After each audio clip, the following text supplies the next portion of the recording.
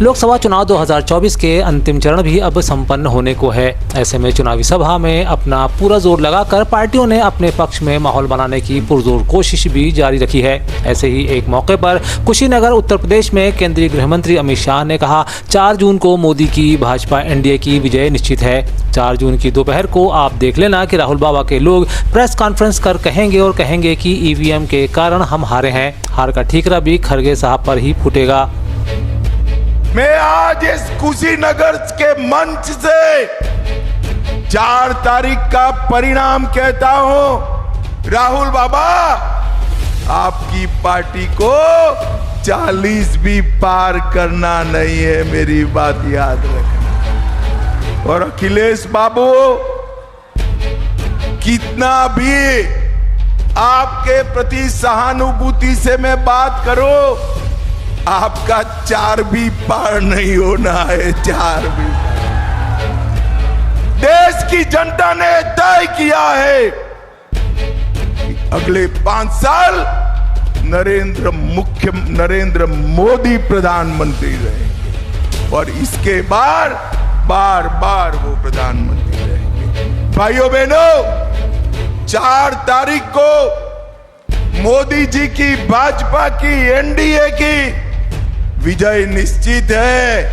और 4 तारीख को दोपहर को आप देख लेना, ये राहुल बाबा के लोग प्रेस कॉन्फ्रेंस करेंगे कि ईवीएम के कारण हम हारे।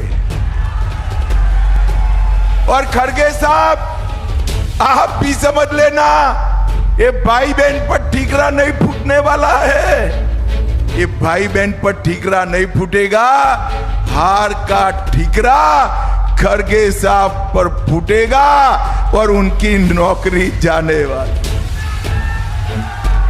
भाइयों बहनों, ये लड़ाई की लोकसभा चुनाव 2024 के परिणाम आने के बाद की स्थिति क्या होगी, यह तो वक्त ही बताएगा। लेकिन परिणाम से पूर्व तमाम पार्टियों ने अपनी रणनीति के लिए तैयारियों को अंजाम देना भी शुरू कर दिया है। इसी क्रम में अब 1 जून को इंडी ब्लॉक की मीटिंग होने जा रही है। बताया जा रहा है कि इस मीटिंग के लिए दिल्ली के मुख्यमंत्री अरविंद केजरीवाल समेत स्टालिन, तेजस्वी और अखिलेश को भी न्योता दिया गया है। यह भी बताया जा रहा है कि लोकसभा चुनाव के 6वें चरण के समापन के तुरंत बाद कांग्रेस ने दावा किया था कि इंडिया ब्लॉक अब 272 सीटों का आंकड़ा पार कर चुका है और कुल मिलाकर 350 से अधिक सीटने की ओर अग्रसर है। हालांकि इंडिया ब्लॉक की यह बैठक इसलिए भी महत्वपूर्ण बताई जा रही है क्योंकि यह दिल्ली के मुख्यमंत्री अरविंद केजरीवाल के तिहाड़ जेल में 2 जून को आत्मसमर्पण करने के एक दिन पहले बुलाई गई है। दिल्ली में पूर्व प्रधानमंत्री जवाहरलाल नेहरू की पुण्यतिथि पर आज कांग्रेस ने उन्हें खिराजे अकीदत पेश की। आज सवेरे कांग्रेस नेता सोनिया गांधी, कांग्रेस के राष्ट्रीय अध्यक्ष मल्लिकार्जुन खड़गे और अन्य नेताओं ने शांतिवन पहुंचकर उन्हें पुष्पांजलि अर्पित की। समूचा प्रदेश इन दिनों भीषण गर्मी की चपेट में है। ऐसे में मध्य प्रदेश सरकार ने हर संभव कोशिश कर आम नागरिकों को राहत देने की कोशिशें भी जारी रखी हैं। बावजूद इसके सावधानी जरूरी है। प्रदेश के मुख्यमंत्री डॉक्टर मोहन यादव ने लोगों से गर्मी और लू से अपना बचाव करने की अपील की है। उन्होंने हिदायत दी है कि बहुत आवश्यक होने पर ही घर से बाहर निकलें। साथ ही पौधे, पशु पक्षी आदि या अन्य को यदि आवश्यकता हो तो उनके लिए जैसा भी हो जल उपलब्ध कराएं और उन्हें मदद भी पहुँचाएँ। नमस्कार, मेरी अपनी ओर से आप सबके लिए खास गर्मी का समय चल रहा है, लू का भी एक वातावरण बना हुआ है, इसमें बहुत ज़रूरी हो तो घर से बाहर निकले और अपने जल स्रोत से भी अगर आसपास वालों को कोई कठिनाई में मदद मिल सकती है तो ज़रूर आप उपलब्ध कराइए। अपेक्षा कर रहा हूँ। पौधे, पशु पक्षी, प्राणी अलग अलग प्रकार से इस कठिन दौर में अपनी एक तरह से ये पूरे साल की परीक्षा होती है, तो हमारा संवेदनशील तरीका प्रकृति से जुड़ने का भी रहेगा। ये अपेक्षा करते हुए मैं आप सबको प्रणाम करता हूँ। नमस्कार। मध्य प्रदेश की पूर्व मुख्यमंत्री उमा भारती ने विपक्षी गठबंधन पर निशाना साधा है। उन्होंने कहा, इंडिया गठबंधन ने उन मुद्दों को उठाया ही नहीं जिन पर पीएम मोदी खड़े हैं। यह एकता मोदी विरोधी है। वे कहती हैं, मुझे लगता है कि इस चुनाव में विपक्ष का सूपड़ा पूरी तरह से साफ हो जाएगा। पीएम मोदी 400 नहीं बल्कि 500 पार होंगे। इलेक्शन का लास्ट चरण रह गया है, क्या लग रहा है अभी सिनेरियो आपको? क्योंकि राहुल गांधी, अखिलेश यादव, ये प्रियंका गांधी, अरविंद केजरीवाल भी मोर्चा खोले हुए हैं, लगातार दावे कर रहे हैं। इन्होंने उन मुद्दों को उठाया ही नहीं है जिन पर मोदी खड़े हैं, ये मोदी विरोधी एकता है, ये मोदी की विचार विरोधी एकता नहीं है। जब तक ये किसी विचार के अधिष्ठान पर खड़े नहीं होंगे तब तक ये मोदी का मुकाबला नहीं कर पाएंगे। और इसलिए मुझे तो लगता है कि इस चुनाव में विपक्ष का सुपड़ा पूरी तरह से साफ हो जाएगा और विपक्ष की सीटें और कांग्रेस की सीटें पहले से भी कम हो जाएंगी और मोदी 400 पार नहीं 500 पार होंगे। राहुल गांधी का कहना है सीधी जिले की मासूम आदिवासी बालिकाओं के साथ हुए दुष्कर्म की दोषी भाजपा की मध्य प्रदेश सरकार है। यह आरोप प्रदेश के पूर्व मंत्री और कांग्रेस के नेता कमलेश्वर पटेल ने लगाए हैं। पटेल कहते हैं कि सरकार समय पर यदि अनुसूचित जाति, अनुसूचित जनजाति एवं पिछड़ा वर्ग के छात्रों को छात्रवृत्ति प्रदान कर देती तो गरीब छात्राएं इस हैवानियत का शिकार ही नहीं होती। वे कहते हैं भाजपा सरकार तत्काल उक्त वर्गों की लंबित छात्रवृत्ति का भुगतान करे जिससे वे गरीब बच्चों की शिक्षा बाधित न हो।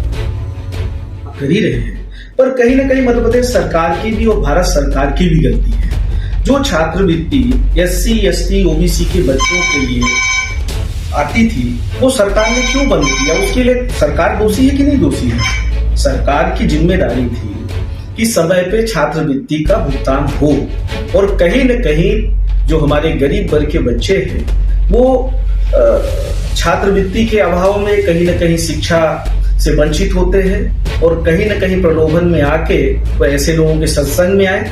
अगर सरकार की उचित व्यवस्था होती तो शायद इस तरह की घटना नहीं घटित होती। इसके लिए इंदौर में ईडी के ऑफिस पर कांग्रेस ने आज प्रदर्शन कर मध्य प्रदेश सरकार को घेरा। इस दौरान मौजूद वरिष्ठ कांग्रेसी नेता और बड़ी संख्या में मौजूद कांग्रेसी कार्यकर्ताओं ने नर्सिंग घोटाले, इंदौर नगर निगम ड्रेनेज घोटाला, ESB घोटाला, मेडिकल कॉलेज घोटाला को लेकर प्रदर्शन किया। इस बीच सभी मामलों की ईडी से जांच कराने की मांग करते हुए दफ्तर के बाहर पिलर पर ज्ञापन भी चिपकाया गया। पूर्व प्रधानमंत्री पंडित नेहरू की पुण्यतिथि पर छत्तीसगढ़ के पूर्व मुख्यमंत्री और कांग्रेस नेता भूपेश बघेल ने राहुल गांधी को महान नेत्री का पुतला बताया है। वे कहते हैं कि इंदिरा गांधी जिन्होंने पाकिस्तान के 2 टुकड़े किए, जबकि मोदी जी वह व्यक्ति हैं जो बिना बुलाए पाकिस्तान जाते हैं और बिरयानी खाकर आते हैं। वहां के राष्ट्र अध्यक्ष को अपने शपथ ग्रहण में बुलाते हैं। वे कहते हैं कि मोदी जी 10 जन्म ले लें तब भी नेहरू नहीं बन सकते। इसकी जांच होनी चाहिए। देखिए, आजकल प्रधानमंत्री जी बहकी बात कर रहे हैं। शुरुआत उन्होंने मुस्लिम लीग के एजेंडा शामिल होने की बात की घोषणा पत्र में, फिर बोले आपके मंगलसूत्र निकाल लेंगे, वो बात उन्होंने कही। फिर उसके बाद मछली मटन से लेके भैंस तक की बात आई। अब वो ट्रांस में चले गए हैं, बोलते हैं कि हो सकता है मेरी मां ने मुझे जन्म दिया हो। मतलब वो सामान्य व्यक्ति नहीं है। हम सब सामान्य व्यक्ति हैं जो माँ के गर्भ से जन्म ले, वो नहीं मानते उसको। उन्होंने कहते हैं परमात्मा से भेजा हुआ है। ये सारी बातें हैं जो बता रहा है कि उसके मानसिक संतुलन बिगड़ चुका है। राहुल गांधी जी उस महान नेत्री के पोते हैं जिन्होंने इंदिरा जी ने पाकिस्तान के 2 टुकड़े किए और मोदी जी वो व्यक्ति हैं जो बिना बुलाए पाकिस्तान जाते हैं, बिरयानी खा खाते हैं। ये उनका है।